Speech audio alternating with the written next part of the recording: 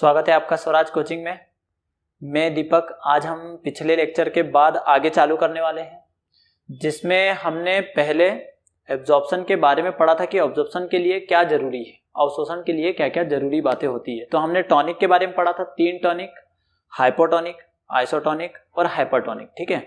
और उसके बाद हमने क्या किया था, सेल मेम्ब्रेन के बारे में पढ़ा था कि मेम्ब्रेन्स किस नेचर की हो सकती है। तो लगभग 4 नेचर पढ़े थे, परमिएबल, सेमी परमिएबल, इम्परमिएबल और हमने क्या पढ़ा था, सिलेक्टिव, है ना। अब उनके बाद में अगर इस चित्र में देखें तो आगे हमने मतलब उसी लेक्चर में बात करी थी कि आगे हम क्या करेंगे, उसके आगे बात करेंगे। तो देखो, हमने उस लेक्चर में टॉनिक और सेल मेम्ब्रेन के बारे में पढ़ा था।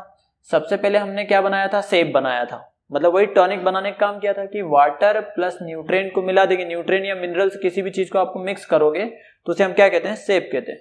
इसके नेचर को पढ़ लिया था। यह कितने टाइप का था, 3 टाइप का था। जब इस सेप को अंदर ले जाना था तो हमने रूट हेयर्स के सेल के नेचर के बारे में पढ़ा था कि वो 4 नेचर की होती है, परमिएबल, है ना।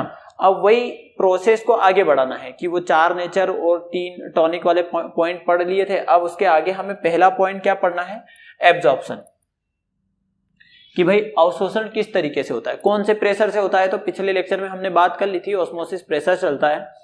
अब अगर हम बात करें कि एब्जॉर्प्शन कैसे होता है, तो एब्जॉर्प्शन को भी हमने 2 भागों में बांटा है, पैसिव और एक्टिव। ठीक है। अब जब पैसिव और एक्टिव दोनों तरीके के एब्जॉर्प्शन अंदर अवशोषण का काम होता है तो 2 तरीके से चलता है। जैसे एक तो cell wall to cell wall चलेगा और दूसरा चलेगा साइटोप्लाज्म टू साइटोप्लाज्म चलेगा, है ना। तो उसी को एब्जॉर्प्शन कहेंगे या अवशोषण कहेंगे। अब जब अवशोषण की बात हो जाएगी, यहां से रूट हेयर से जब अवशोषित या एब्जॉर्प्शन कर लेगी, एब्जॉर्ब कर लेगी, उसके बाद में पेथवे चालू हो जाएगा। उसका रास्ता ऊपर की तरफ जाने का, ट्रांसलोकेशन की प्रोसेस चालू होगी। मतलब नीचे से ऊपर की तरफ रूट हेयर्स में जाइलम जो काम करेगा वो कंटिन्यू करते रहेगा। ठीक है। तो उसे कहेंगे पाथवे। अब पाथवे भी 2 तरीके का, एपोप्लास्ट और सिम्पोप्लास्ट। ठीक है। मतलब बहुत सारे क्या करते हैं, एब्जॉर्प्शन को अलग पढ़ते हैं, फिर पेथवे को अलग पढ़ते हैं। हमने लगभग दोनों को, मतलब दोनों की सिमिलरिटीज को देख लिया है, दोनों में सेम क्या क्या पॉइंट होते हैं। उस हिसाब से हम दोनों को एक साथ में भी रख सकते हैं कि जैसे जो अवशोषण होता है या एब्जॉर्प्शन होता है वो cell wall to cell wall क्या चलेगा और साइटोप्लाज्म टू साइटोप्लाज्म क्या चलेगा या किस तरीके से काम करेगा। तो देखो इस चित्र को, यहाँ पे जो ये एब्जॉर्प्शन या पेथवे या पाथवे की जो प्रोसेस थी उसको हमने यहाँ पे बना लिया है, साइटोप्लाज्म टू साइटोप्लाज्म। मतलब पहले तो हम सेल के बारे में देखते हैं। सेल 2 झिल्लियों से घिरा हुआ अंग है। ठीक है। मतलब प्राइमरी सेल वॉल और सेकेंडरी सेल वॉल। इसको हमने ऐसे ना बनाते हुए कैसे बना लिया, इस तरीके से बनाया है, जिसमें ये बाहर की आउटर लेयर या प्राइमरी सेल वॉल हो गई और ये सेकेंडरी सेल वॉल हो गई। अब इन सेल वॉल्स के बीच में एक सेल, फिर अगली सेल, फिर अगली, फिर कंटिन्यू ऐसे प्रोसेस चलेगी। अगर इन सेल वॉल्स के बीच में अगर कोई लिक्विड मूवमेंट कर रहा है तो ये वाला कैसा पेथवे चलेगा, तो ये वाला पेथवे चलेगा, एपोप्लास्ट पेथवे चलेगा, जिसको मैंने रेड कलर से डिनोट किया है। ठीक है। और अगर साइटोप्लाज्म टू साइटोप्लाज्म चलेगा तो वो क्या कहलाएगा, सिम्प्लास्ट कहलाएगा। अगर इस पाथवे को देखना हो, एब्जॉर्प्शन में चेंज करना हो, तो अगर साइटोप्लाज्म से साइटोप्लाज्म चलता है उसी को पैसिव भी कहते हैं, पैसिव एब्जॉर्प्शन। ठीक है। और अगर cell wall to cell wall चलता है तो पाथवे में उसे एपोप्लास्ट कहते हैं, एब्जॉर्प्शन में उसे क्या कहेंगे, एक्टिव एब्जॉर्प्शन कहेंगे। ठीक है। अब इसमें कुछ बातें और भी पूछी जाती हैं जो हम क्वेश्चन बेस पे बात करते हैं। जैसे एक्टिव एब्जॉर्प्शन कहां पे होता है, तो cell wall to cell wall चल रहा है, एक्टिव एब्जॉर्प्शन की बात करें तो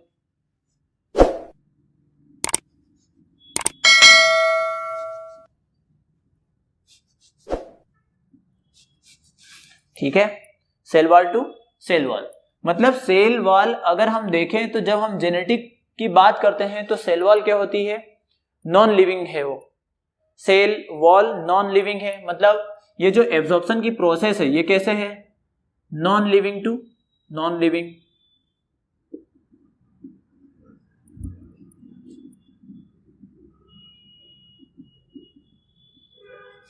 जबकि इसका जस्ट उल्टा कौन सा हो जाएगा, पैसिव एब्जॉर्प्शन, या सेम कंडीशन सिम्प्लास्ट में बनेगी क्योंकि ये दोनों एक ही तरफ चल रहे हैं, साइटोप्लाज्म टू साइटोप्लाज्म। तो इसमें क्या होगा, लिविंग, तो लिविंग हो जाएगा। क्योंकि साइटोप्लाज्म तो कैसा रहता है, लिविंग पार्ट है ना सेल का। तो यहां पे क्या हो जाएगा, साइटोप्लाज्म टू साइटोप्लाज्म। ठीक है, इसी को क्या कह सकते हैं, लिविंग टू लिविंग।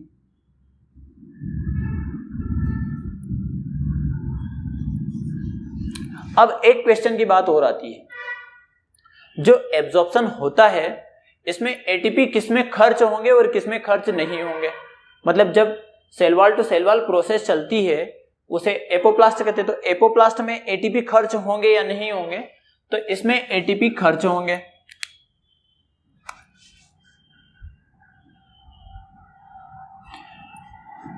या एटीपी की आवश्यकता होगी किसमें, एपोप्लास्ट में, एक्टिव एब्जॉर्प्शन में, क्योंकि यहां पे नॉन लिविंग पेथवे है। देखो non living to non living है, तो इस कंडीशन में आपको ऊर्जा खर्च करना पड़ेगी, तब जाके ये मूवमेंट कंटिन्यू चलेगा। ठीक है, जबकि इसका उल्टा पैसिव या सिम्प्लास्ट पेथवे में क्या होगा, यहां पर एटीपी खर्च नहीं होगा।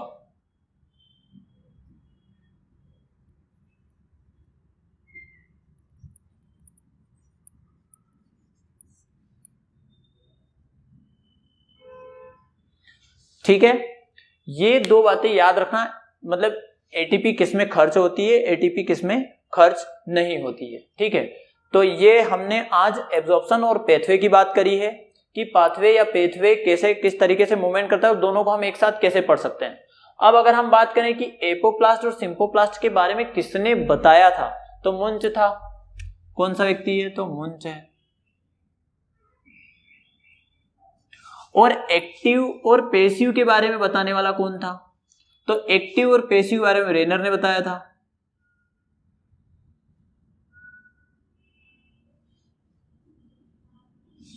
ठीक है, तो ये आप ध्यान रखना, ये प्रोसेस हमने आगे बढ़ाई है जो पिछले लेक्चर में छोड़ी थी। अब इसके बाद हम ट्रांसलोकेशन पे जाएंगे या ट्रांसलेशन प्रोसेस पे जाएंगे, जिसमें हम कुछ थ्योरीज के बारे में पढ़ेंगे कि एब्जॉर्प्शन के बाद में अलग अलग थ्योरीज क्या क्या दी हुई है। ठीक है, थैंक यू।